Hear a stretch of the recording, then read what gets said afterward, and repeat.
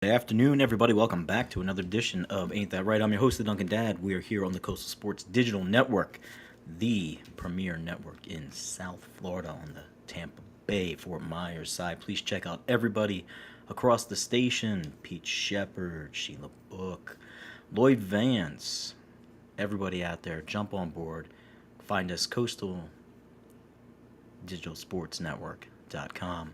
Full lineup. Please support, subscribe, like, follow the channel. We appreciate it, and we are bringing you the best coverage available. So, today, we are finally getting a clear picture of the Major League Baseball playoffs. The Phillies are in it. Yes, yes. Congratulations to the Cub fans out there. Way to go, Cubbies. Cubs win! Cubs win! Hey, hey! I've talked before about on this program how I spent some time growing up on the suburbs of Chicago, went to school, college in Chicago, have a great appreciation for the city. Football team, man, I'm trying really hard to like what you guys are doing, but I agree with many individuals out there that it's going to take a couple more seasons before we see the Bears take that next step to being competitive in the division, especially with the addition of Parsons in Green Bay, the way that Minnesota's been playing, albeit J.J. McCarthy's hurt. It's going to be a couple weeks. But hey, Carson Wentz gets to jump in, and he's always used to backups replacing him. This time, maybe we're going to flip the script and see what happens. Always wish the guy good luck. He was on pace to be the MVP that season before he got hurt. Thank goodness Foles stepped in, carried the team to their first Super Bowl win in Minnesota. You see, everything is cyclical, man. Everything is cyclical. What I wanted to talk about today, which is kind of a really broad subject, so I'm going to try to pare it down into two, three little pieces, leave it as it is, and hopefully everyone walks away from our conversation today feeling good and happy and enjoying themselves, because we are going to talk about why do people have favorite things? Why do we have favorite things? Because right now, everybody and their brother and sister is all about fall. I love fall. It's my favorite season. But why isn't it my favorite season? Pumpkin spice lattes, apple picking, the pumpkin patch, football, crisp air, the crunch of the leaves, that first little chill that comes down, and get that nice little taste of what's in store for the winter. But why do we have favorites? We got favorite teams, we got favorite foods, we have favorite movies, right? Because our brains, right, we're wired from when we're little kids, right? Oh, that's Emma's favorite. That's Evan's favorite thing. They love it. Now, whether they love it intrinsically or not has to be seen, but you start to set these standards, right? You start to get influences from the environments that you're in. We talked about environments earlier on in the week and how important and impressionable an environment can be. It can be positive or negative, right? But your favorite things. Why do I love the Phillies? Why are they my favorite team? Why are the Eagles my favorite football team? Because no one in my family, except for my grandparents who are all passed, was really into sports. Yet here I am carrying the mantle, 50 years down the line. Because our brains are wired, right? They're wired to seek pleasurable things, meaningful things, and they enjoy familiarity, right? You would say, I like McDonald's French fries. They're my favorite. Why? Because they're consistently the same over and over. Now, yes, there's been a change where they started making like the tallow, cooking with that as opposed to like some of the other things. We get it. But yes, we are doing it live. Shout out to the Penguin. Penguin is my favorite guy out there in Arizona. He's out there doing it live with the family, holding stuff down. Ain't that right in the chat? Be sure to throw all of your favorites in there. Everybody has specific foods, right? We love foods, and within those subcategories, there's all these other things that we enjoy. You know, favorites, because it's a shortcut that our brain takes and wires straight to these feelings, right? It's like, I enjoy coffee. Coffee's my favorite drink. We'll go with that hypothetically, right? Why do I like this particular type of coffee? I like it. It's my favorite because it opens up the memory. It opens up the door to all these other things that are attached to it. So when I see this, it's embodying so much. Like we categorize and we file and we put things away. And if we were to think about every single point, boom, boom, boom, boom, boom, over and over, it takes a lot for us to do that. But if we have a vehicle to get us there, it's like Phillies are my favorite team. That takes me back to my love of baseball. Not only the love of baseball, but the sound of the bat, the smell of the fresh cut grass, watching the teams play. Like, boom, it begins to compound, it begins to stack. So when you have these favorites in your life that attach and latch on to certain objects, experiences, ideas, the idea of freedom, the idea of independence, the idea of becoming an 18-year-old and finally being able to go out on your own and do what you want to do, right? Those are cool things. Those are ideas that you want to move to, that you want to associate with good things. And there's a pleasure synthesis that exists when we enjoy doing something, when we enjoy partaking in, let's say, singing a particular song, "Sweet Caroline," like everybody da da da, like 9 times out of 10, that's a good memory for people. Like our brain combines all of this sensory input that we have going on, environment, song, music, vibration, people's energy, memories that we had from an experience in the past. And then here's the catch, right? And this is where our favorites become tricky. There's an expectation that it's going to recreate and keep producing the same experience over and over and over. You'll meet a lot of individuals, and I say this with a word of caution. They will say, "I really wish I could meet so and so." And you're like, you do. But a lot of times the idea of doing it is much better than the in person. Why? Because you don't know what's going on in that other person's life at that moment, and the expectation, and we've talked about expectations. Go back a couple episodes again. See how it's all coming together, kids?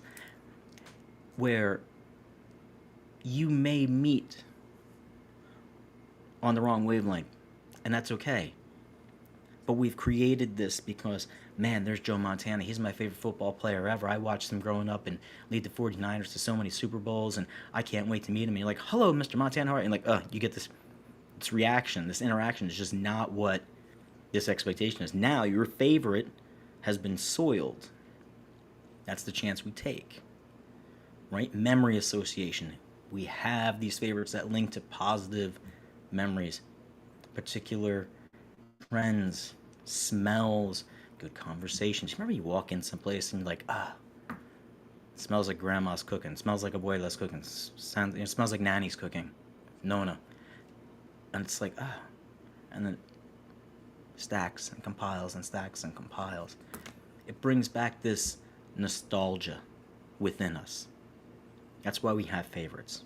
That's why it's my favorite coffee. It's not only my favorite coffee because I like the taste and because I like the product. It's because it brings back childhood memories. There's emotional ties to it, right? It's almost like a time machine.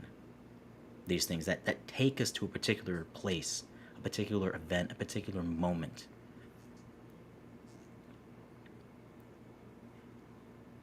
Particular people. Particular times in life where maybe things have not always been great, but you've been shown grace or you've been shown empathy and sympathy. Yeah. Well, that's my favorite person. Why is that your favorite person? Well, they've been there. They continue to show up. And when I look at them and I see my favorite person or my favorite place, it does all of this for me. Right? It's bigger sometimes than just the face value. That's why like childhood, the blankie, or toys, or particular cartoons, or old songs. That's why they resonate. Because it takes you to a moment. Sometimes with people, sometimes on your own. Sometimes it's a moment of faith. It's a moment of transcendentalism, right? It's these big things that are going on. But the more we encounter something, the more we tend to associate with it and like it and take it on as our quote unquote favorite. However, just because you have an established pattern with something, can you be mislabeled as a favorite? Just because I go to Dunkin' Donuts and I enjoy that and I'm the Dunkin' Dad, do I only drink Dunkin' Donuts coffee and it's my absolute favorite? There's been times it's been my favorite. It's not the best cup of coffee I've ever had in my life. No. Would I say it's my favorite cup of coffee? I would say it's one of my favorite cups of coffee. I don't just drink it for the taste. I don't just enjoy it for its face value,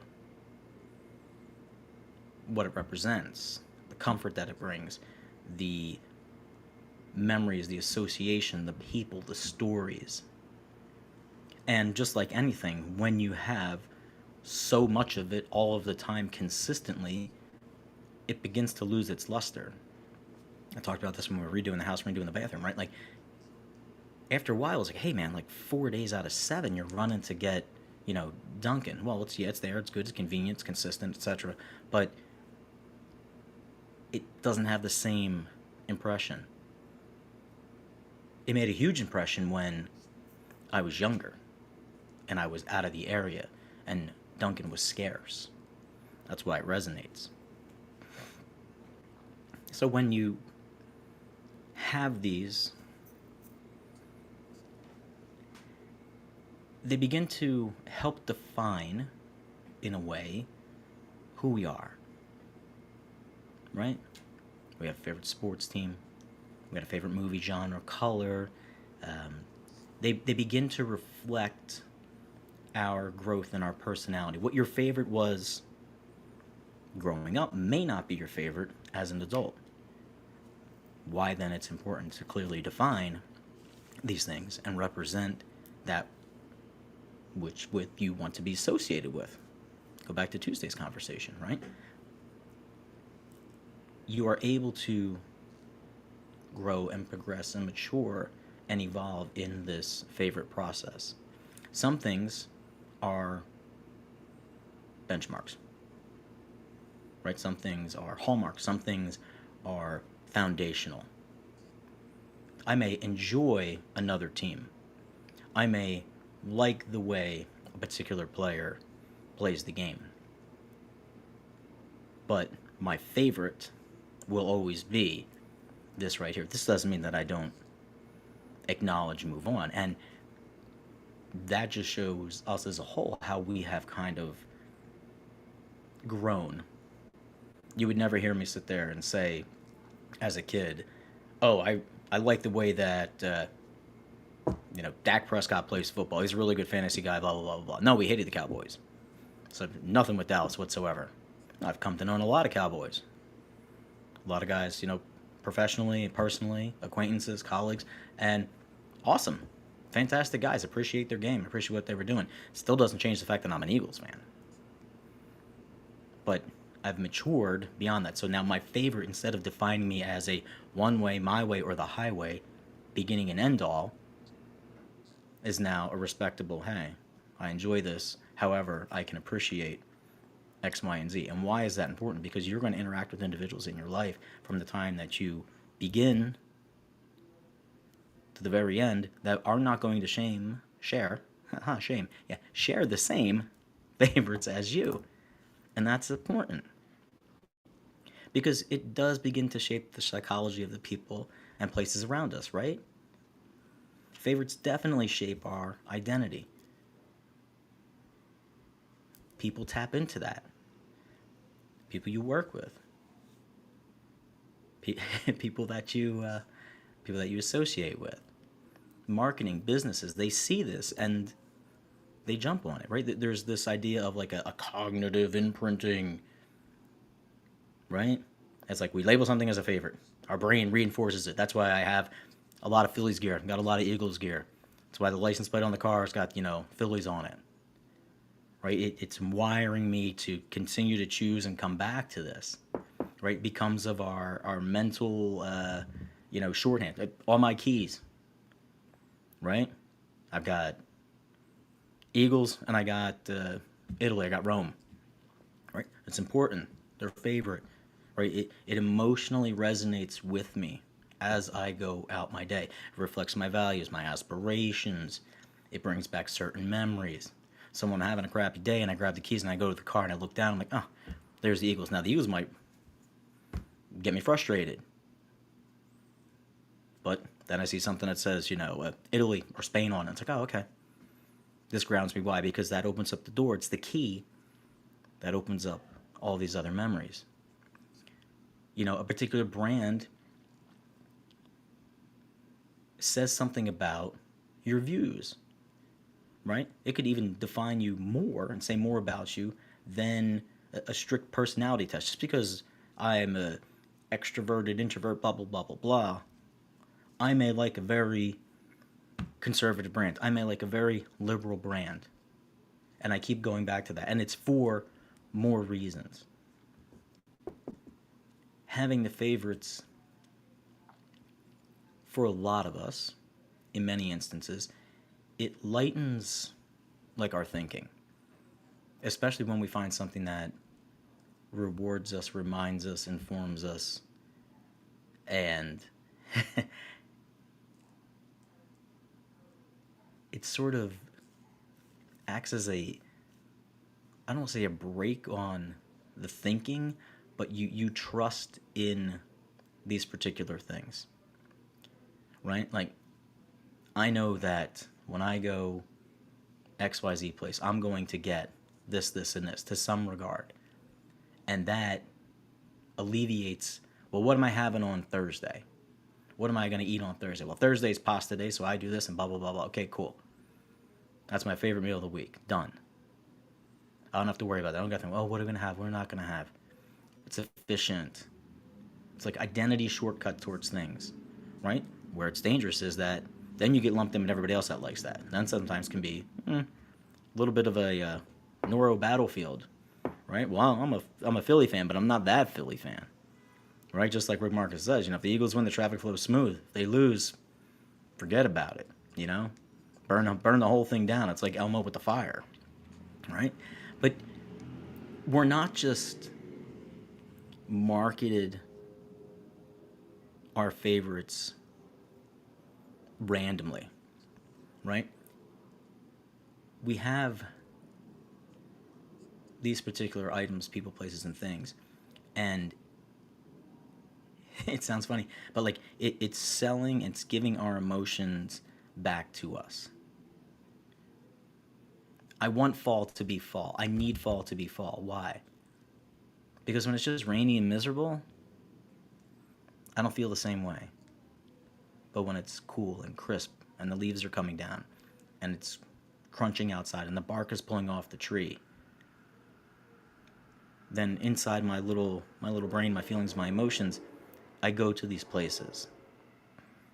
I think about running through the woods as a kid and picking up pine needles and walking down to the creek or the lake, or running through the city street and having that sound of the buses and the trains going by and the smoke rising up from the grates from the subway,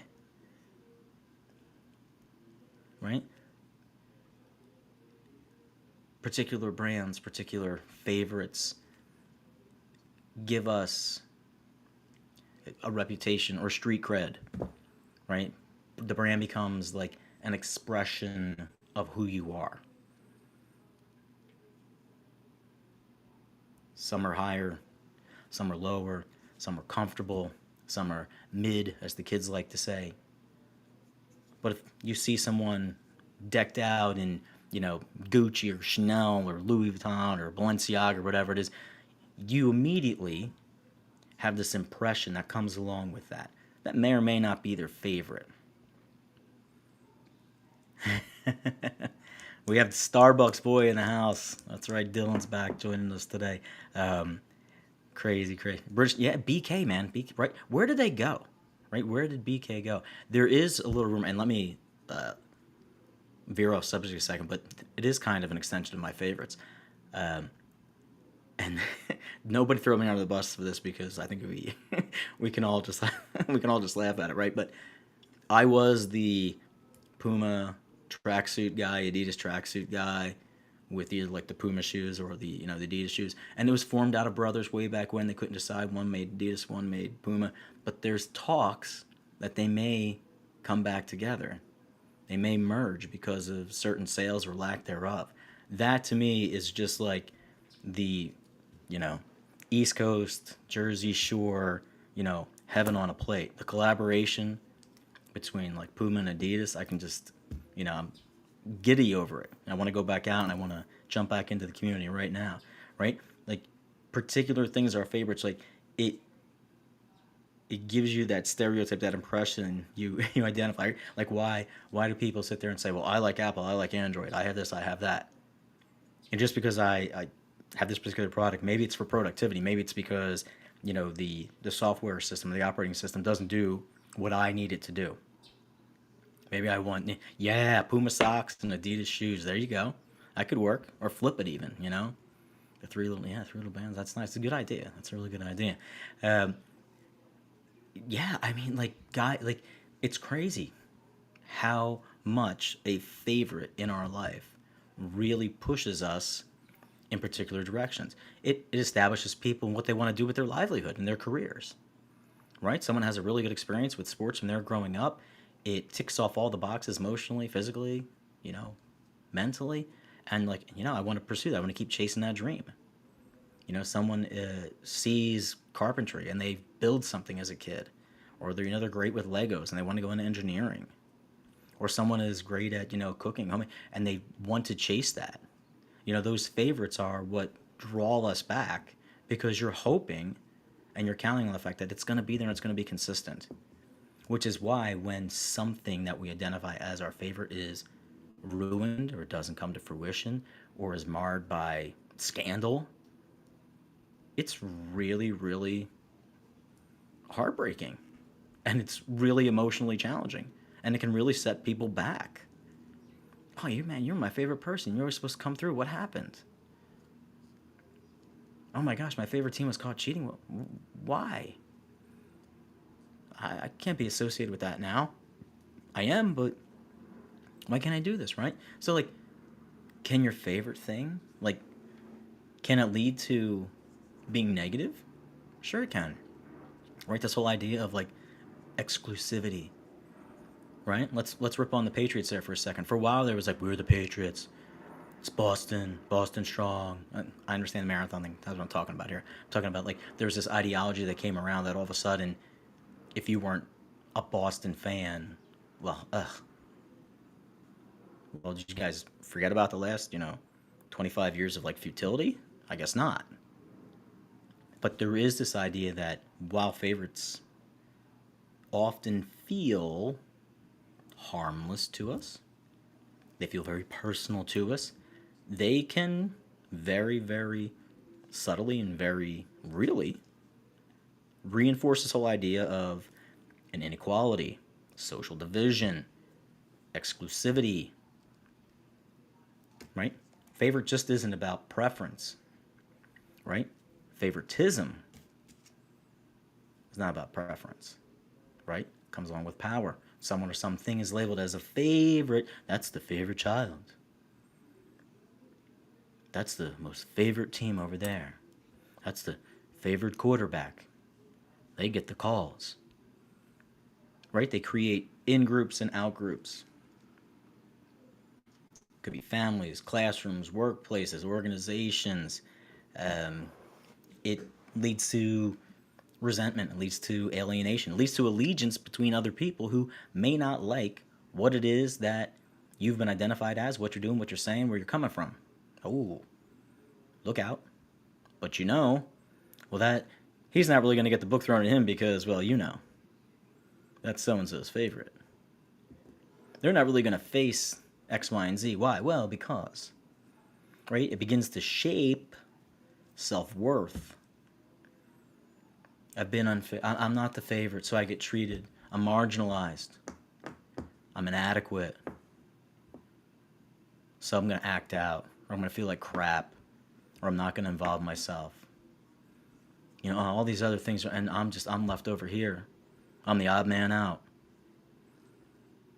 Right? This idea of this favoritism and this exclusivity particularly when it builds and compounds into specific groups and areas and brands,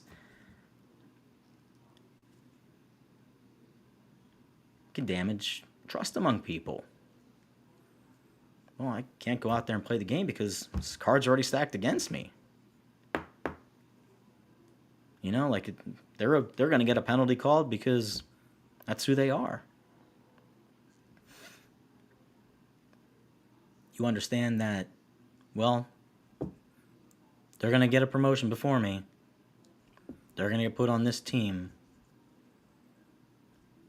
So you need to be careful with favorites and how it can continue and progress down this road to where the allegiance to a particular place, person, thing, brand, individual morphs itself into this idea of an exclusivity that then takes on a brand new identity.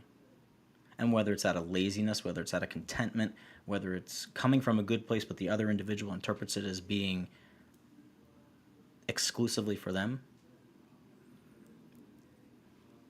that exclusivity drives us. We all want to be VIPs. Everybody wants VIP treatment. I've said this to individuals, no matter where you go and what you do. If everybody walked up and you gave everybody a wristband that said VIP on it, everyone would instantly be like, oh, I'm so great, I'm so... But then you had to be like platinum VIP. Right? There's cruise lines, airlines, whatever. Everyone's an exclusive member. But you're not a platinum exclusive member. You're not a diamond exclusive member. But I'm an exclusive member. Well, are you? You don't get the board first. You don't get the complimentary drink. But you get to go before the other individuals who didn't do X, Y, and Z. Oh, yay, I'm a favorite. They like me. They acknowledge me. But it drives us. Why? Because we all want to be someone's favorite. Even if our favorite is ourselves. Which is a whole other conversation. But it drives us because having this recognition, this exclusivity, being the favorite child, being the favorite worker, being the favorite partner, being the favorite player, it offers us this concept that we're more desirable than someone else. Whether or not, in actuality, we are. The social signaling is, that's the girl, that's the guy, that's the team, that's the brand. Could be horrendous. There's been plenty of times you can recount over history where a particular product, item, brand jumped up on the scene and it was the cat's meow, the next greatest thing since sliced bread. And in an instant, it was gone, or it was proven to be just complete garbage or junk. But initially, oh, it's my favorite, I love it, gotta go, need to have it.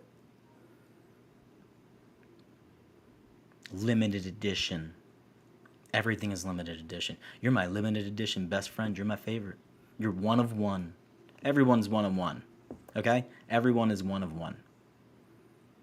Sorry. Like, pop that bubble for you. So, having these favorites, reinforcing the stereotypes of particular brands, reinforcing, memories, reinforcing emotional connection. It's essential that they are healthy, right? Favorites aren't inherently bad. They're not. Just because you may be the favorite worker, it's not a bad thing. When favorites become the linchpin, the gatekeepers, the hurdles for belonging, recognition, opportunities, they shape this whole idea of exclusion, not exclusivity. You got to be aware of this. You may be pushing something away by that with which you're associating with because it happens to be your favorite. This doesn't mean you're not entitled to it. Doesn't mean that you can't have it, you can't chase after it, but you should be consciously aware of that which is going on around you and how you're impacting it or how you're adversely impacting it, or if you are, or if you even care. It's personal choice. But it can become a barrier, right? You want to try to have an idea of this inclusion to a point without excluding. Hey, might not be for you, but just want to let you know what's going on, blah, blah, blah, blah, blah. Okay, cool. Now, everyone's on the same page. So how then do we approach this idea of favorites in a healthy way? Like that thing that we identify, how do we go about this in a healthy manner? Because everyone's seen it. You've seen the Pinterest, you've seen the IKEA calendars, you've seen all this stuff. It's like, fall is my favorite season. And you basically, like, as you're walking up to a particular room, door, house, office, whatever, you can just, you're wafting the smell of fall. And it looks like, a pumpkin patch threw up inside. And the next thing you know, like, Halloween is like falling down from the ceiling. And you're just completely overwhelmed. Right? Like there's a line where it's like, hey, I love Dunkin'. It's great. But it's not to a level of obsession. Right? How do we use the favorites to reinforce this positive identity without completely going off the tracks? Right? Favorites for us, many a times, impact behavior. Right? Like sports. Okay, well, how am I going to like sports? Well, I got to read about it, I got to write about it, I got to listen to it, got to find healthy opinions. I value the creativity in individuals in art and in writing, so what do? I journal every day. Why? Because I'm trying to hone my craft. I'm trying to hone that favorite to be the best version of the favorite for me. I'm identifying healthy ways for this to be intertwined in my life. But I'm not going to be so isolated and so short-sighted that I'm going to cut off everything else. I'm going to be open to some other things because we've had individuals in this world and you know them in your life, you see them. This is who they are and that's it. Can't change or do anything else. Hey man, just like, I want you to hear me out. Think about this for a second. And a lot of times we don't do that because we're so fixated on our way, our system. Sometimes it's okay to sit and listen. Sometimes it's okay to be open. If it's healthy, if it's not abusive, if it's not taking away from you, don't narrow the lens that you have. Right? Stay curious. Stay curious. Getting back to the idea of too much of a good thing. As I speak, Dr. Heal Thyself, Duncan Dad. Your favorites, they're going to reflect you. Right? They're going to reflect you. You don't want them to define you unless, caveat, that is your end goal. Right? There's a lot of guys, you have like these super fans of these teams. That's who they want to be. That's who they want and how they want to be defined. I could be the greatest, most passionate Philadelphia sports fan in the world. That's just a part of me. That's not how I want to be identified. I love Duncan. Yes, Duncan Dad, that's great. But that's not who I am in totality. Right? The brand or the favorite, it should not be, it should not shake who you are. Right? It shouldn't overcome who you are. It should be an extension of who you are. In that same breath, as we mentioned before, be aware of how your favorites or your preferences, intentionally or unintentionally, affect other people, especially those people around you. Oh, this is my friend, my partner, and they like to go to XYZ place. Well, I can't stand that place. It's a direct rival of my favorite, so no, I can't do it. Oh, okay. Everyone knows someone like that, right? We talked about that before. Right? So I'm like, well, I can't do that. I can't do that. Well, stop. Yes, you can. You're choosing not to. That's you. That's your choice. That's you. 100%. You can go ahead and do it, but maybe there could be more maturity. There could be more growth within the relationship if you do this. I don't want to learn how to do that. That's not my skill set. Everyone who does that is dumb. Okay. Well, you just crapped on your friend over there. And that's always like that proverbial, like, take the foot out of your mouth. Like, I didn't mean it like that, not you. Just, just the weird people, the other people, What? People who may see things different than you, and that does what?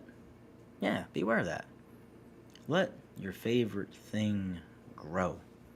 Let it evolve. One of the things that we miss so much is we have an idea in today's day and age that if I was going to go collect baseball cards, I wouldn't be satisfied with just getting the starter pack and accumulating and enjoying this process. Like right now, go out, get me the whole thing. I want to see it and I want to have it. People can do that. It's definitely well within everyone's rights and means, if that's possible for everyone. But it doesn't allow you to evolve and mature through the process of identifying, relating, experiencing, changing, reinvesting, maybe deciding this isn't for you. And what happens is that you wind up with this collection of people, places, and things sometimes that are very shallow, and it's very empty, and it's not fulfilling. This whole idea of fulfillment. Oh, I can't wait to have this because then I'll be completely satisfied. It'll be great. It's my favorite thing in the world. Okay, so here you go, kid. Here's the deluxe, Lego set of, Harry Potter or Star Wars or something like that. Okay, now I have it. What's next? Now I want this. Now I want that. That's gonna be my favorite now. This is my favorite now. Da, da, da, da, da. The intrinsic value in coming into this experience, this bonding, it's needed. And we're spoiled because we can run right to it and get exactly what we want on a surface level with very little investment or commitment from ourselves. Then, fortunately and or unfortunately, because development of an individual and relationship or career, you find that real thing, right? Oh, I want to meet a real person. I want someone who gets me. I want someone who understands me. I want someone who's patient. I want to have a job where they recognize me and blah, blah, blah. Well, there's a process to that. You don't walk in day one at an investment firm and they're like, hey, here's your corner office. Are you out of your mind? What did you do to earn that corner office? I need 6 figures and a car and a black card. No, you don't. Well, I need days off to, have my mental health checked and blah, blah, blah. this isn't ragging on mental health, because we've all been there.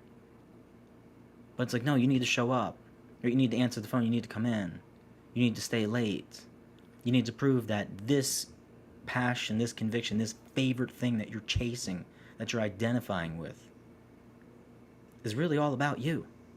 Because if I just give it to you from the get-go, what's going to happen? You're going to squander it. You're going to waste it.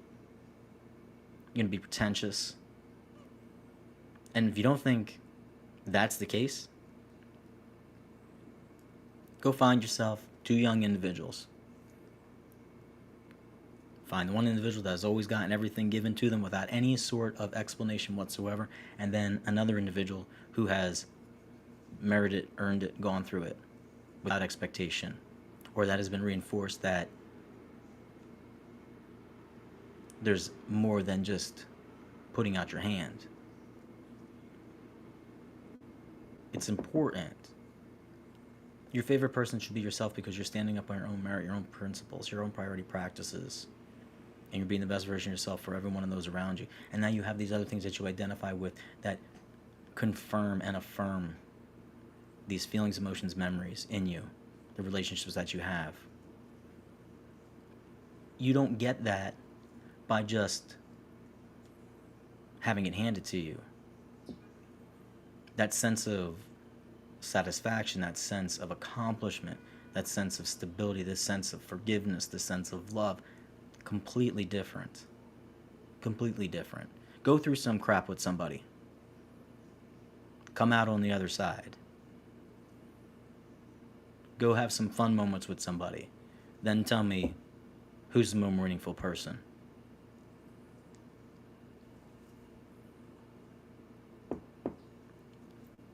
I want to put a bow on it right there for this week. We will be back next week on Tuesday. Good luck to everyone as the week rounds out. Fall is kicking off. Hope you all go out there and enjoy National Cheeseburger Day, National Hamburger Day, whatever it is. And if you're not a meat eater, that's fine. They got Beyond Burgers, Impossible Burgers, all that stuff. I know some people saute nice big portobello mushrooms, soak them and stuff. Tastes like a burger. That's your thing. Football tonight. Enjoy Thursday night football. I know it's a lot of football, but starting to round out after the first 2 weeks. People getting on their feet now. So exciting times. Have a great weekend, everybody. I will see you guys next Tuesday. Until then, be good.